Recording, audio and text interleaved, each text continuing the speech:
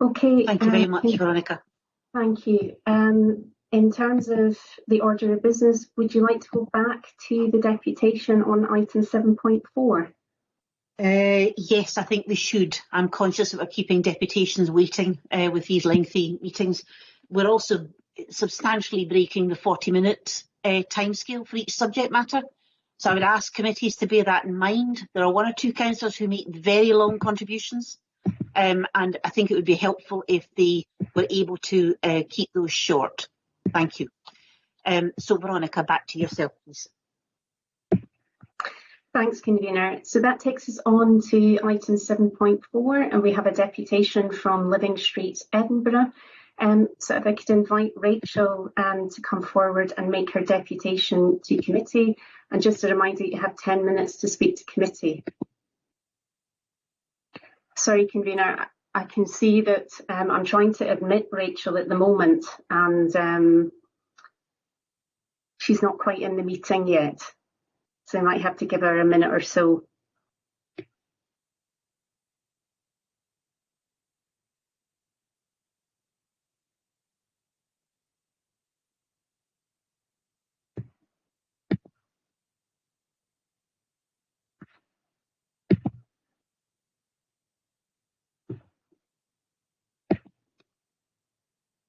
Sorry, convener, I'm just getting a message saying action failed when I try and admit Rachel. So I'm not sure if Rachel's having technical issues in terms of connecting.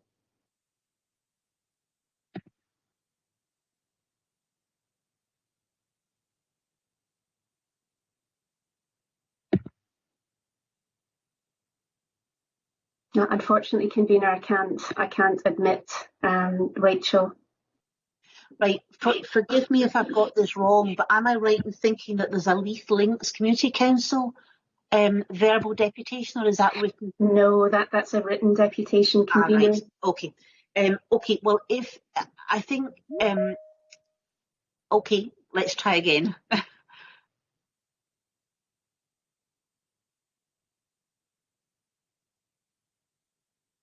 Veronica, you're muted, unfortunately. Sorry about that. Rachel, could I just check if you've managed to join us? Yes, I'm here. Can you hear me? I can. Thank you very much. Sorry for the technical issues you were experiencing there. If you have 10 minutes to make your deputation to committee. Great. That's typically after 3 hours the moment that my internet goes. Thank you very much for allowing me to give this deputation. I'm Rachel. I'm from Living Streets, Edinburgh, which, as many of you know, is a group that focuses on walking and wheeling. And I run the Leith LTN Twitter account. I'm sure you're all sick of hearing this, but I just wanted to remind everyone briefly about the sustainable transport hierarchy with pedestrians at the very top and cars at the very bottom. And I feel that this has not been reflected in this item and some others, for example, Spaces for People agenda, although I totally appreciate Leslie McInnes's comments earlier. I also feel that the provisions for cyclists and pedestrians during the tram works, both the temporary and the permanent designs, are substandard, because the council's own guidance says it should be the pavement should be 2 metres in width, and often they're not. And walking along Constitution Street is very, very difficult if someone's got a buggy or a bike and you're coming the other way. Obviously, part of this falls within the boundary of the Leith LTN and will continue for the next year or two. But also, the cycle route was taken away on Leith Walk recently. There was no real alternative in place. And I really feel that without a segregated cycleway, i.e. phase 1 of the Leith project, for the next year or two, that would be dangerous, because I've had several people contact me to say that as soon as they can, cyclists will use the tram route to avoid cars. As soon as the fencing is taken away, they will do it, whether they should or not. And that's really dangerous, as we know. Around Great Junction Street and the foot of the walk, there is an appalling fatality record. If you look up crashmap.co.uk, you can see there's been 150 issues, collisions, etc. around that boundary area in the past 5 years, including 3 fatalities around the foot of the walk. So I'm very worried about that, given that I feel like car access is being prioritised here when it comes to tramworks. A lot of the attention goes on that and how they can get around, as opposed to people can walk and cycle around. And I wonder if there's scope to uncouple phase 1 from phase 2,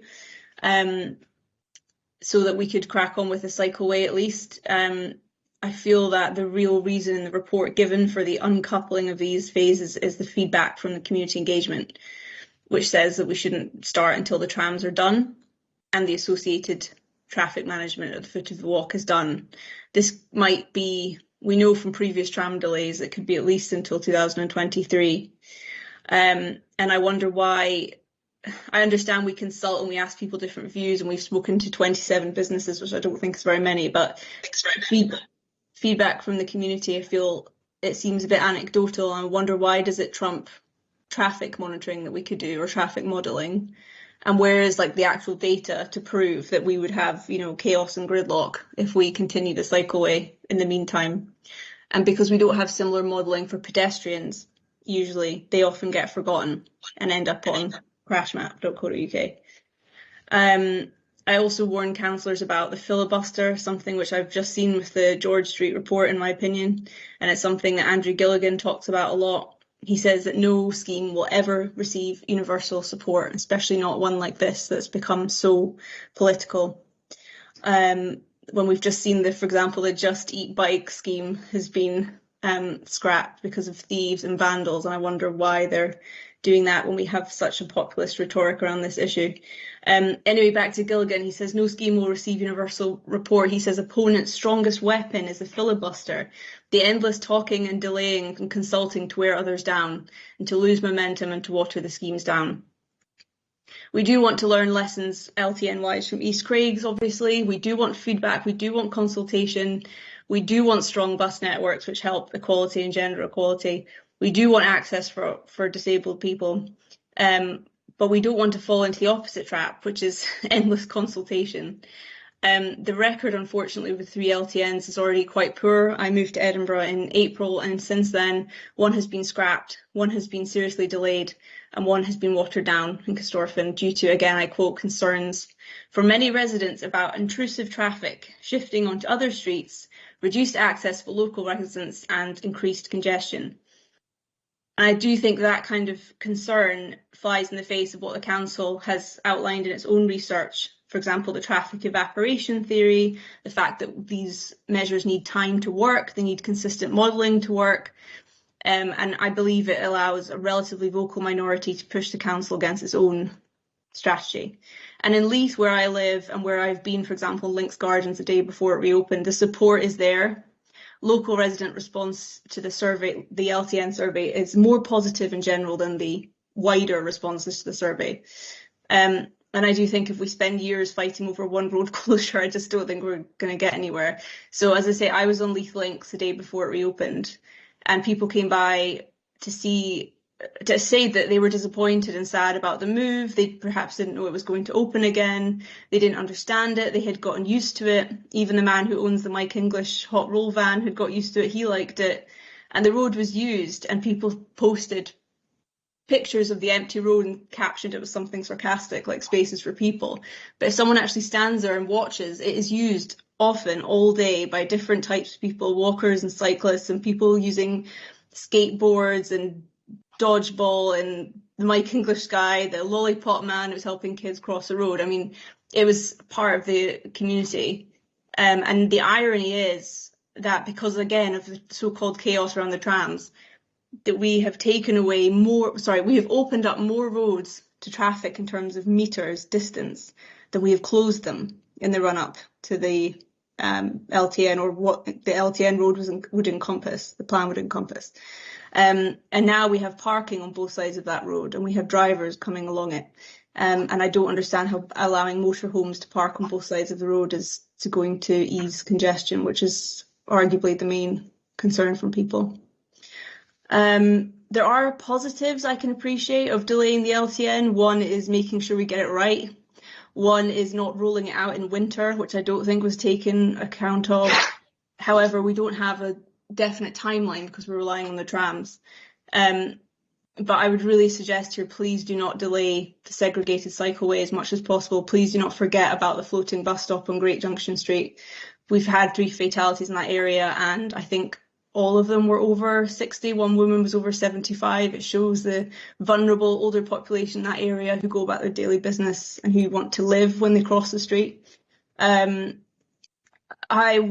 appreciate this part of what I'm going to say is very critical, but I'm going to say it anyway. I think we're dealing with the inevitable feedback from people who are disgruntled and inconvenienced because we have spent decades catering to their convenience. We have a result of government and council policy, regardless of the party in power. And drivers will always want to drive. And we build car parks, for example, the St James Shopping Centre, which has 1,600 car spaces. We allow people to advertise and built that Porsche garage on Castle Street. We're watering down, in my opinion, the low emission zone. We're allowing bigger and bigger cars to drive. We're opening roads in places like Holyrood Park and Links Gardens. We're scrapping cycleways and pavements like Great Junction Street. We're not regulating the fact that people drive massive monster trucks and don't pay tax for it. We're not allowing residents to apply for a permit for a shared cycling storage unit instead of a parking space. So I think we have to expect that kind of feedback, that people will be angry about it. But it's just so disturbing that it's become a completely populist and political rhetoric where we scrap bike schemes, which also benefited people in Leith. Almost half of the residents in Leith do not have a car. We have very high, dense, urban spaces here, and we would really benefit from bringing in the cycleways as soon as we can to prevent more fatalities and to really make that holistic shift to active travel. So on that note, thank you very much. Thank you very much, Rachel, for that very clear and obvious in terms of the issues that sit around active travel. I think you're absolutely right in an awful lot of what you say. Can I open this up? Well, I think Councillor Booth has a question. Thanks, Convener. Thanks very much indeed, Rachel, for your presentation there. Very clear and concise. And I saw Councillor Bird nodding along vigorously to part of what you said at the end there. I think what you said certainly struck a chord with me, and clearly with other members of the committee as well. You mentioned that people's fears about LTNs before they're introduced are often not realised. In fact, the reverse is usually true, that they make life better for many people. Can I invite you to expand on that? And in particular, can I ask you to, can you draw in any examples? Because I think you've moved to Edinburgh within the last year or so from London, is that correct? And obviously in London, there are a number of slightly more established LTN schemes. I'm just wondering if there's anything that you can draw on from that experience that might suggest that people's concerns or worries before an LTN is introduced don't actually materialise. This puts the pressure on me. I mean, it's a very fast-changing environment, as we know with LTNs in London, and I'm wary of mentioning any that have since had any negative feedback, but I'm thinking of places like Hackney, where they've certainly data shown that pollution on boundary roads has eventually decreased over time. I think the problem is we need to accept that there are short-term results. In the same way that you bring in anything, a new traffic light, etc., you're going to have a short-term pickup in traffic. But we need to have these things in place to show that they work. I mean, there's countless LTNs across the country now. Many have been in place for decades. They're just not called LTNs. They're also very successful in places like New York, and I used to live there as well. Now we have people being paid thousands of dollars to report idling drivers. It's about working together, a way to be community ambassadors. So despite the litigious environment around many LTNs, there are many examples. Railton, if you follow that on Twitter, they are fantastic, and they show people using in Lambeth their LTN. It's very heavily used, very heavily supported, but unfortunately those who oppose it tend to speak the loudest. Thank you. Thank you very much. Do we have any other questions for Rachel? Thank you very much indeed. We'll now move to the formal part of the debate, and pick up on some of these issues that you've raised, Rachel. So, Veronica. Thanks, Convener. That takes us on to the report then, item 7.4, which is the Leith Connections report, Who Took the Walk to Ocean Terminal.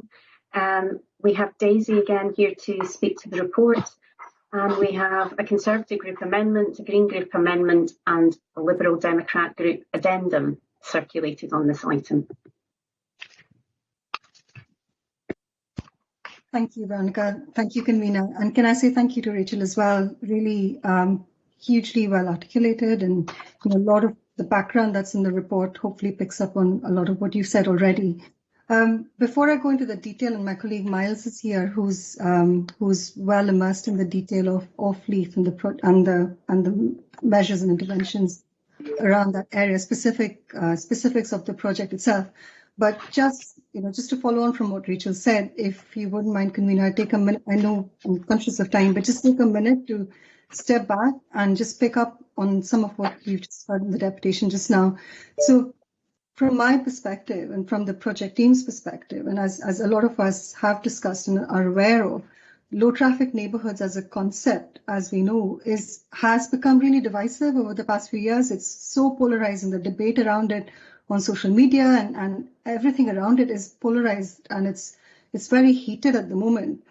It's worth noting that the phrase itself might be new, but the concept is not new at all. It's one tool in a traffic management toolbox in terms of managing traffic and managing transport across the network.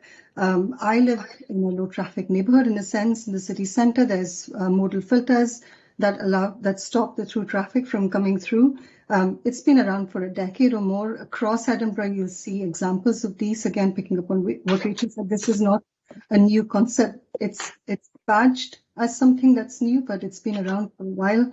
People who live in a neighborhood which has these modal filters, you would not see anyone coming back to say, actually, can you take them out so we can have through traffic again? And we know that across cities and across towns in Scotland and the UK that's the case.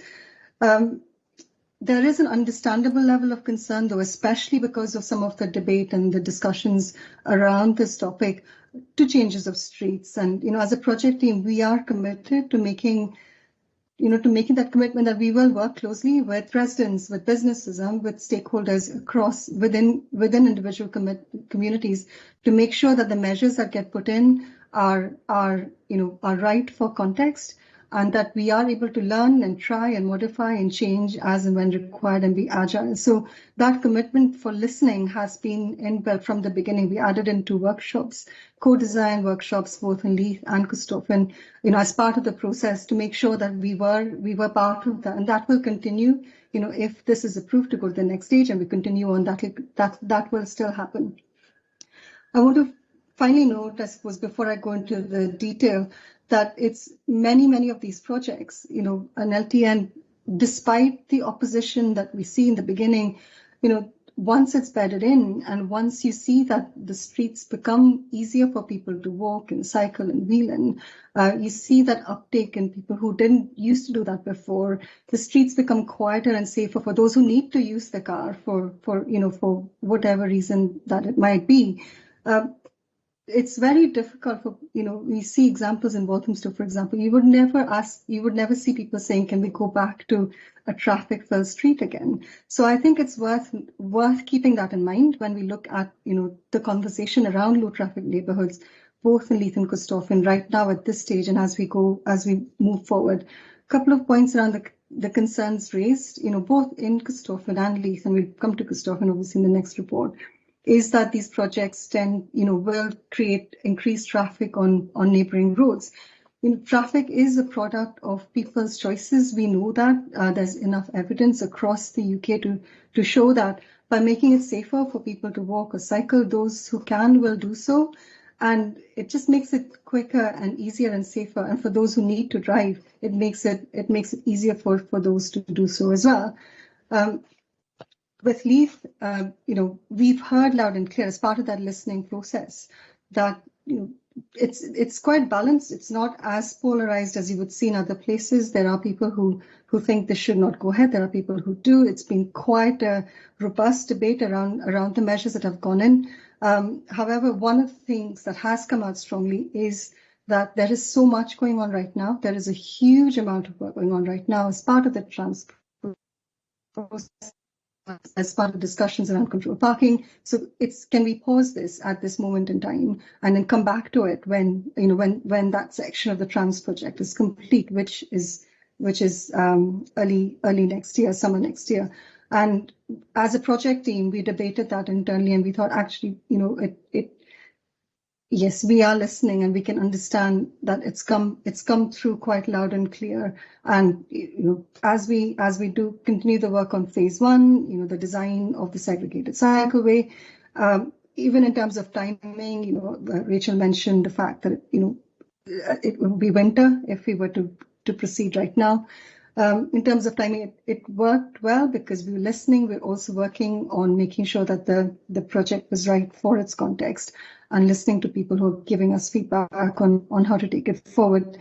So I'll pause here. I'll take questions. Miles is here to talk about detail.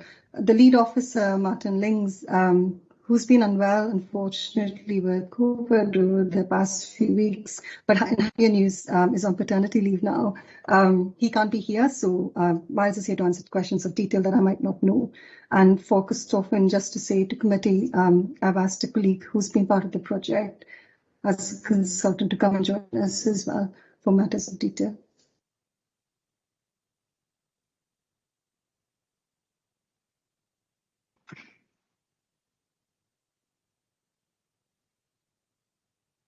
Thank you very much, Daisy. My apologies, I was having some IT issues there. So I'm just wanting to check and see, I think it's Councillor Bird first, followed by Councillor White. Thanks, Convener, and thanks, Daisy, very much for that introduction for the paper, and also to Rachel as well for our deputation, which I strongly agreed with entirely. Can I just ask specifically around the traffic evaporation? So is there a kind of a thinking that actually, I wasn't entirely sure from the paper, that actually with the LTN boundaries, traffic evaporation will also apply, and there will be those kind of positive impacts of that as well outside of that? Yes, I mean, there will be monitoring done, consistent monitoring, not just within the project area, but out with that, and also as part of the wider measures that are happening across the city. The trams, the trams going in as well. There's going to be a huge shift in travel and transport behaviors in that area. So, this is one measure to allow that shift towards sustainable and active transport to happen. And, we make sure that it's monitored, and we make sure that we are collecting data to see what happens to traffic. It's true early on, we've seen that in other projects across the UK of this nature, that traffic tends to increase while these projects bed in. But then as they bed in, as people's travel behaviors change and people choose to have a different mode of transport, then there is the potential traffic evaporation that happens. There's research done. I think there's links in the paper as well to some of the examples and case studies of that. Thanks, Stacey. That's helpful. So it would be sort of the similar sort of mitigations that are being considered through things like the LTN. Obviously, the concern of residents of congestion elsewhere outside the boundaries came out pretty strongly. But I think, obviously, from what you're saying, it will be closely monitored and mitigated in a similar way. Can I also just say very briefly as well, thank you to officers for putting in the paper comments around children's engagement. It would be quite good maybe to get a bit of an idea around the plans for children's engagement now that it's actually been directly expressed in the paper. I think that's welcome progress. So I don't know if any of the officers have a comment on exactly how that's going to be taken forward as well. That's my only other question. Thank you, Ali. I don't know, Miles, if you're here, if there's been any more detailed conversation around that. Hi there, afternoon. Well, yeah, as part of the ongoing consultation, we'll be looking to engage further with the schools. We do have representatives of the one of the schools in the area on the community reference group, and we've reached out to all the schools to try and get further representation on that community reference group, and we'll be continuing sort of reaching out to schools through our schools officers and Sustrans behavioural change officer that we hope to get on the project through the next phase as well. And also again, the situation over the last year has meant some of the outreach to some organisations, which we might have done, we haven't been able to. So again, as coming out of restrictions, as we're seeing a lot of these projects, I think we'll be looking at adapting those outreach to some of the community organisations, youth organisations in the area. Thank you. Thank you, Councillor Bird. Councillor White, followed by Councillor Booth, please. Thank you, Convener. This report raises a whole host of questions for me. I know the area extremely well. I grew up in the area. I'm back living here. I've lived in different bits of it. And so I understand the area, I think, and the way the traffic flows. One of the major concerns raised by people about it is about the boundary streets. And to me, there doesn't seem to have been enough traffic monitoring on the boundary streets. Certainly one boundary street along the links itself doesn't seem to have had any done. So how do we know what the before was and where things are at? And those boundary streets are the ones that come out in the Commonplace Survey that people want action taken on. They're the ones that people highlight concerns about. And even the deputation today talked about the dangers at the foot of the walk, which is where traffic will be pushed. So there's no proposal to do anything about any of these boundary streets. And even if you think some evaporation will happen of traffic, I'm not sure that will, without doing wider things in a much wider area, it pushes everything onto those boundary streets. So why is it just being thought of in this way about this area in the middle? Thank you, Councillor. I'll defer to Miles because he's probably aware of the detail of, the exact data collection that's gone on. But yes, we understand that when you talk about an LTN, it is bounded by certain streets, and we have to make sure that whatever happens, the displacement of traffic that happens is, especially in the beginning, the monitoring, and we have mitigation in place to make sure that it still remains safe. I mean, the safety of everyone on foot and bike, and even those who drive, is paramount. So we have to make sure that it'll be done. Miles, I don't know if you've got any more in terms of the actual data collection. Yeah, so within the report there's data on both monitoring and modelling. So the monitoring, traffic counts, and then modelling, which is based on particularly on the post-trams sort of traffic model, and the changes that these could make to that. So there will be monitoring on those boundary streets as part of the plan, and then reporting back on that to help make any further decisions. And then at the foot of the walk, there'll be safety improvements through the Transton New Haven project, sort of redeveloping that in terms of people on bikes and people walking, and particularly along, like you say, concerns have been raised at both the phases of engagement about the boundary roads, and particularly along the roads to the south of Leith links. And we're looking at proposals that we could introduce complementary to these to improve crossings, informal crossings, particularly along the East Hermitage Place, Vanbrugh Place sort of area to the south of Leith links as part of proposals. And there's also some proposals for drop crossings improvements within the drop crossings programme, which will be coming forward in the next few months as well along that area to the south of Leith links. But you don't have any traffic counts prior on those areas, or Wrestling Road or Lock End Road?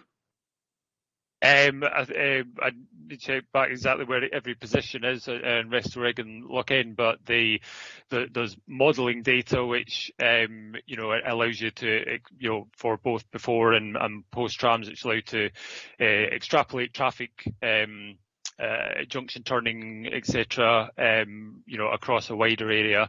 And then, for establishing the baseline of the monitoring plan, we'd do further counts, before to establish that baseline, including, anywhere across the area that was needed.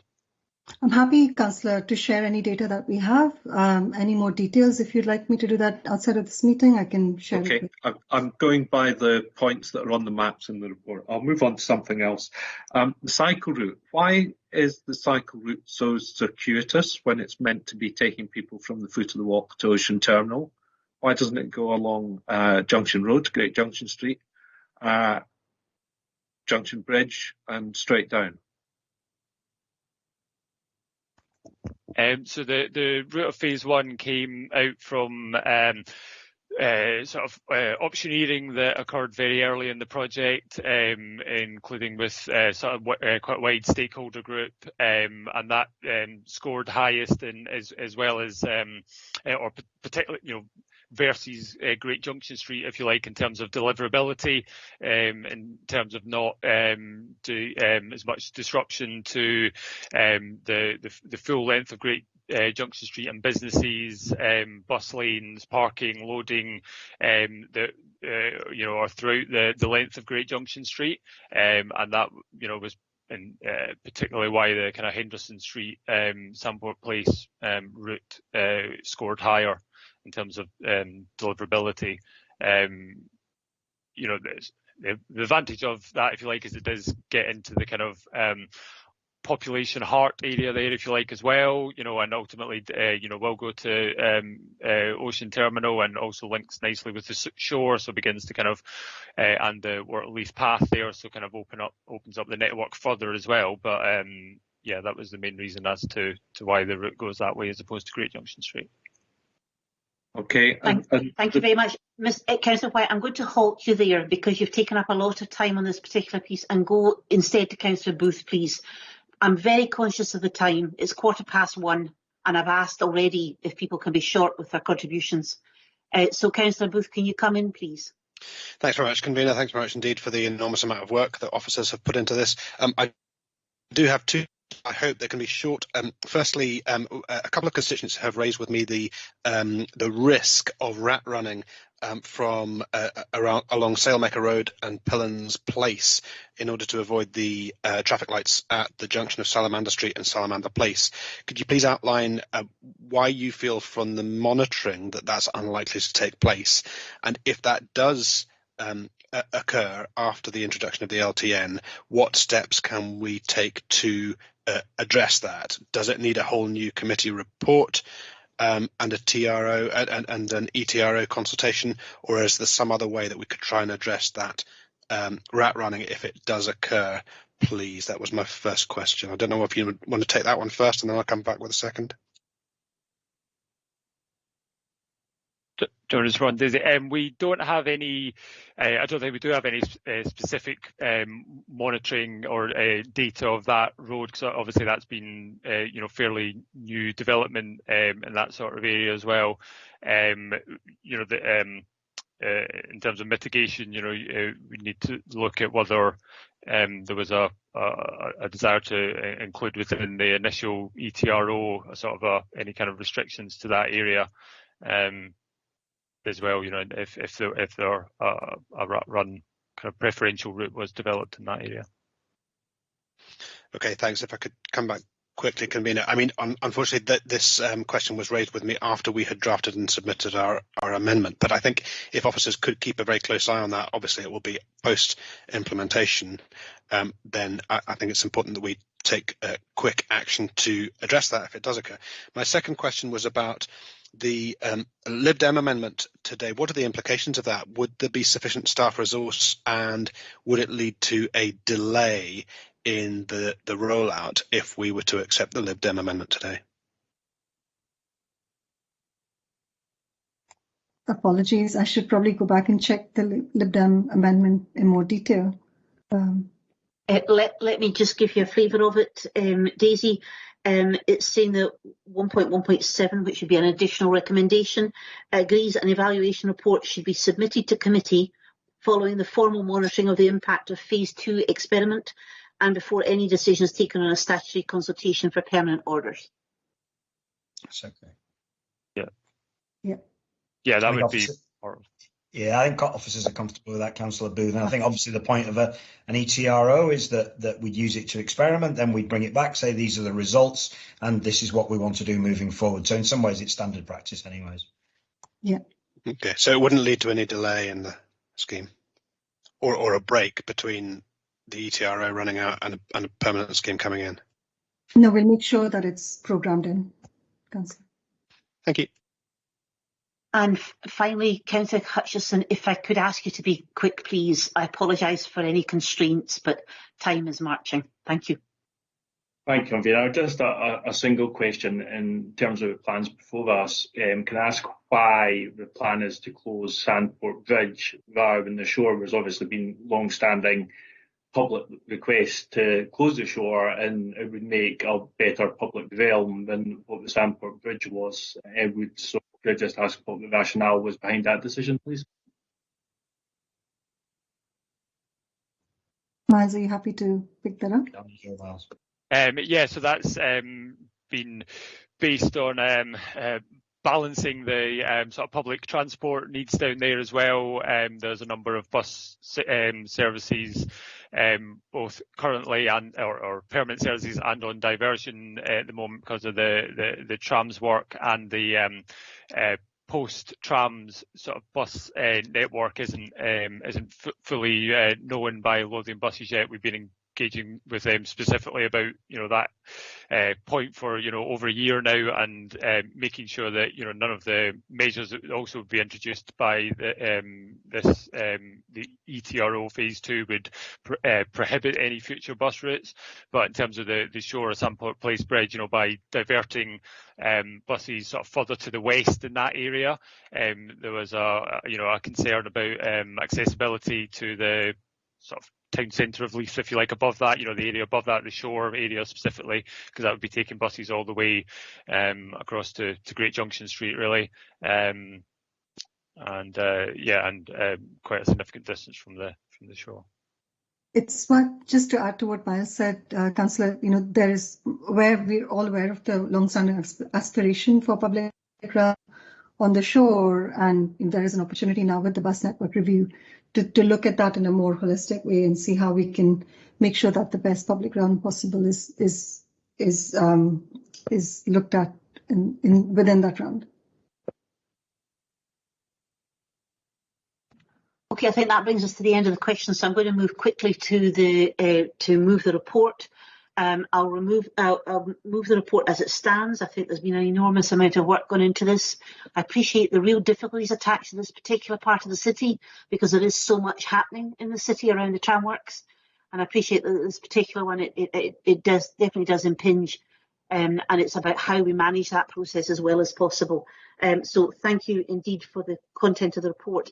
I'm going to give a very fast summary of where the administration is as far as the other amendments are concerned before I ask Councillor Dorn to second, and then the others to come in to present amendments. Very briefly, so you know where we are in terms of the Green Group amendment, happy to accept that. I would, however, like to see one small change made, and that's to the end of 1.7, where we get to the end of the very last sentence, which is said,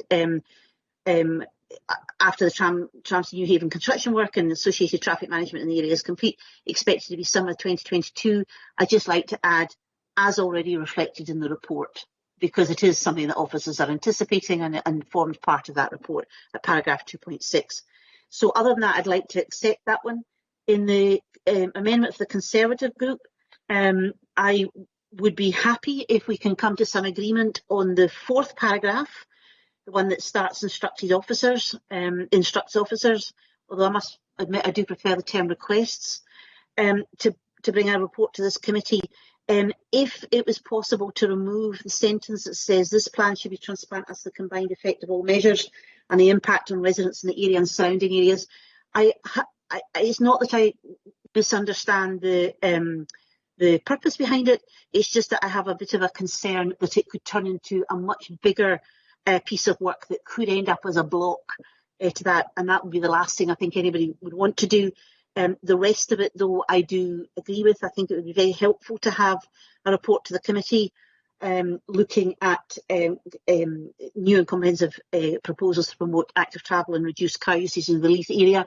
Leith is always going to be an area under pressure due to the high levels of population density in that area, and I think it'll be a continuing piece of work for the council as we go forward, and clearly that's some years away. So if the Tories were able to accept that, then I would be happy to accept that amendment as an addendum rather than anything else. And then lastly, the addendum by the Liberal Democrat report, I'm happy to accept that. So Councillor Doran, could you come in and second, please? Yes, Convener, given the time restraints, I'll do it formally. Thank you very much indeed. Appreciate that. If I can go then I'll take this in the order of what I said, the order in which I took the amendments, which went by how I had the papers on my desk. So can I invite Councillor Booth, please, to propose his amendment? Thanks very much, Convener. Very happy to move the Green Amendment, and want to reiterate my thanks to council officers for the enormous amount of work that they've put into this. I think the scheme before us is good. It's a significant step forward in making, helping to create the conditions for people to walk, wheel and cycle more in Leith. I'm delighted that you're able to accept our amendment, and we're happy to accept the slight verbal adjustment. I intended to make it clear that we accepted that element of the report. I think the element of the report that we were not happy with was the additional delay to the cycle route. So if you're happy to accept that, then I think we have consensus there. Just finally on the the element of our amendment that seeks to move forward with the missing link in the North Edinburgh Cycle Path Network, which is the section from Sandport Bridge to Links Gardens. I've had complaints about this section of route since I was first elected in 2012, and I've raised these with officers and pushed them to introduce safe cycling facilities here. I was given a commitment that we would consider it as part of Spaces for People. That didn't happen. I was then given a commitment that we would consider it as part of the LTN, and we don't see it today. There is a pressing need for that section of route to be completed, and therefore that element of our amendment is essential. In terms of the section that you've highlighted about the Tory amendment, absolutely, as Tory councillors would know if they'd spoken to officers, there's been a strong push for pedestrianisation even of the shore for a long time, and all three of the ward councillors support that. However, the concerns about the impact on our bus service must be at the forefront. So it is right that we try and move forward with pedestrianisation of the shore if at some point in the future we can ensure that those issues with the public transport are resolved, and we're also happy to accept the Lib Dem amendment as well. With that, I move the Green Amendment. Just before Councillor Corbett comes in, my apologies for interrupting, but this is just a pragmatic point. I should have mentioned it when I was speaking earlier, but within the 3 cycles, which is at the bottom of the amendment by the Green Group, I should point out that clearly we have quite an interesting autumn coming up in terms of TEC, where we have 3 TECs all within 5 weeks, because we've got that additional one for the low emission zone. I'm a bit concerned that when we start talking about 3 cycles, that there would then be an expectation that we would have that by November, by the November TEC, and I don't think that would be possible. So I think we just need to clarify when we would expect that back. I would say that would be the January Transport and Environment Committee. Is that appropriate for everybody? Right, thank you. I apologise for me. Thank you. I apologise for making slightly heavy weather. I'm just conscious that there's room for confusion with that additional TEC in October. So thank you. Sorry, Councillor Corbett, for interrupting, but please go ahead. Yeah, I'll say the word you love to hear, convener. Well, weirdly enough, when you said formally, it went quiet on my end. So I didn't actually hear you say it, but very welcome nonetheless. Can I move then instead to Councillor Hutchison, please? Thank you very much, convener. I have actually subbed at TEC once before when the city centre transformation plan came before the committee, and I'll open by saying the same thing as I did then. Thank you to the council officers for the enormous amount of work that's been put in here. There's clearly a lot of effort going into it. My concern, as it was with city centre transformation, is that there's not enough consideration being given to the interplay between the paper we have before us and the various other things that we have going on at the moment in terms of the cycle route, the LTN, plans for controlled parking, and I think most pertinently, the tramworks. The reason that we are proposing holding off until the tramworks are completed, as has been acknowledged in officers' answers, there's certain things about this plan that maybe aren't ideally what we'd like to do, but because of the limitations that are imposed on us by the tramworks at present, we're having to go with something which is perhaps suboptimal, which isn't perhaps the solution we choose if we knew what the situation was going to be post-tram. And I think for that reason, it makes sense to wait until the tram project is completed, wait until these works are removed, wait until we know what routes Lothian buses are going to be running through the area before we take a decision on where to go ahead with that. So I'm very grateful to Councillor McInnes for incorporating that element of our amendment as an addendum. I do think that's useful, not prejudging how the vote goes, but if the administration's position passes, I do think that's a useful addition, and I'm grateful for that. But I wish to press our amendment as laid down. I move a Conservative amendment.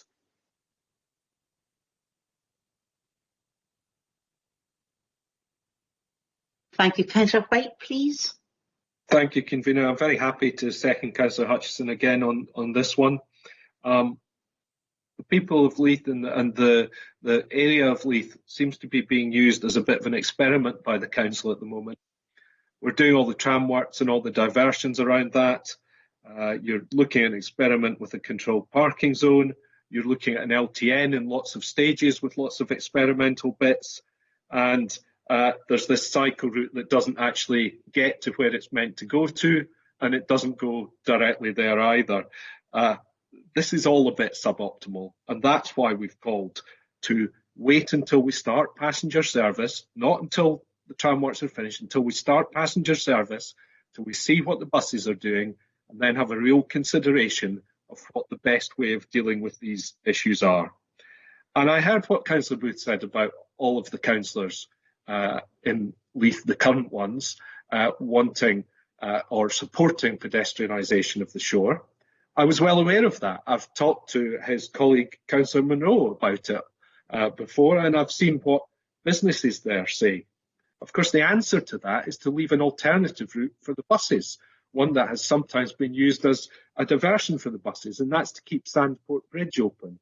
And this proposal, as it stands, rejects that and closes Sandport Bridge and takes away the opportunity of providing a public realm area in front of all of those businesses on the shore that people have asked to be made pedestrianised, and would allow those businesses to have an open cafe culture area in probably the most European looking bit of Edinburgh that we have.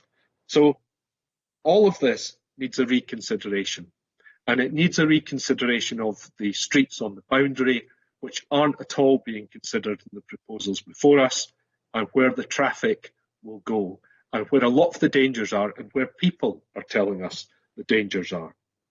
And if you go ahead with this right now, you're once again rejecting, I think, what local people are telling you.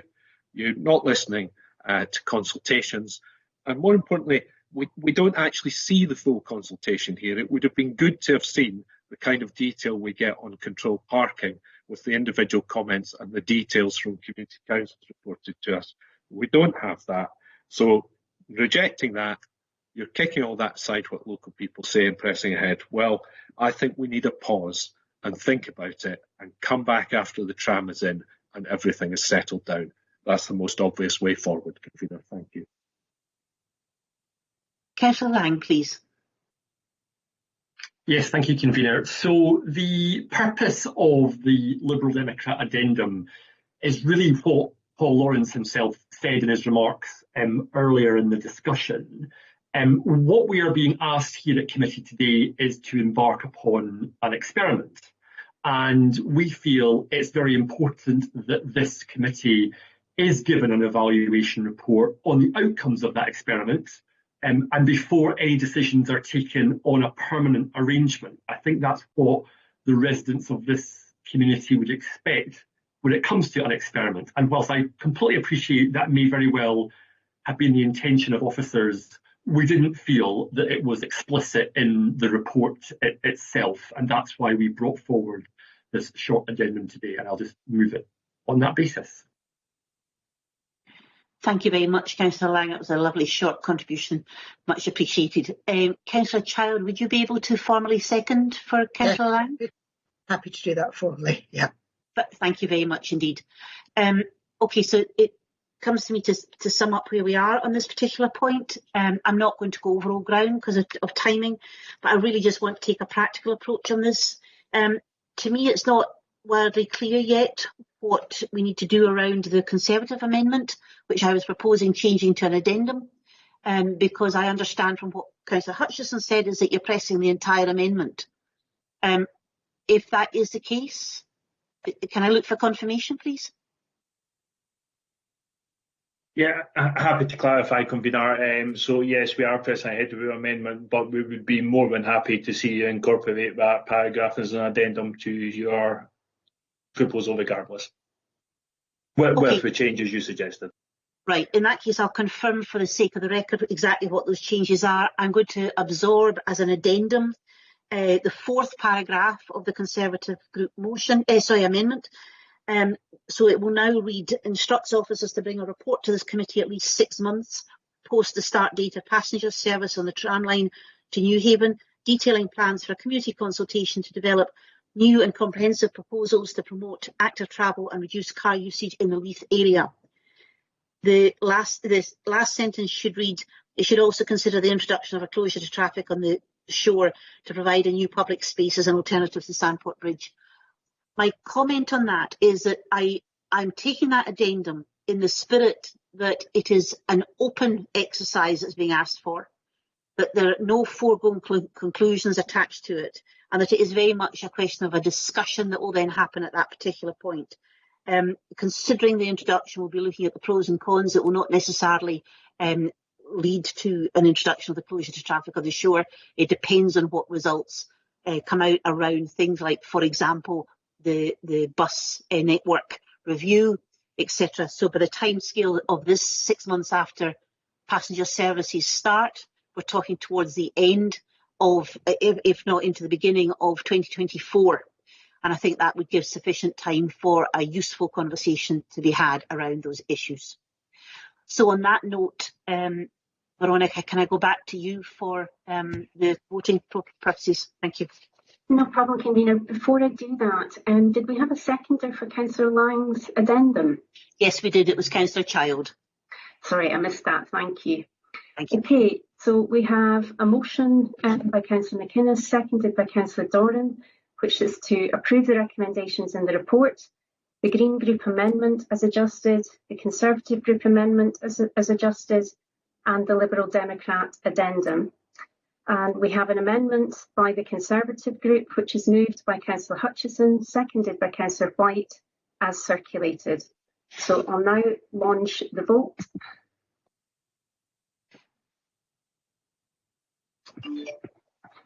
Veronica, sorry, yes, could I just have confirmation of what you were proposing there as part of the overall motion? Yes, so the amendment by the Conservative Group, we're only taking out part of that as an addendum. Yeah, sorry, that's why I said as adjusted. So right. Yeah, just for clarity. Right. No, that's fine. So yeah, that's understood. Thank you. Thank you very much. Thank you.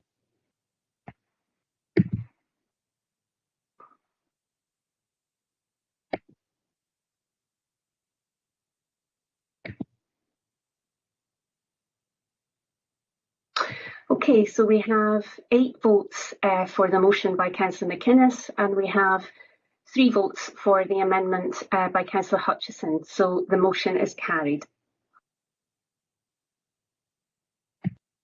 Thank you, Veronica. I am incredibly conscious of time.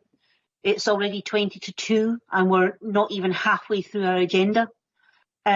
I am going to suggest that we take a meal break, as they say, at the moment, and that we return here at 2:05. I'm conscious that is only 25 minutes, but if not, I think we're going to pay the price at the other end of this committee, at the tail end of the afternoon.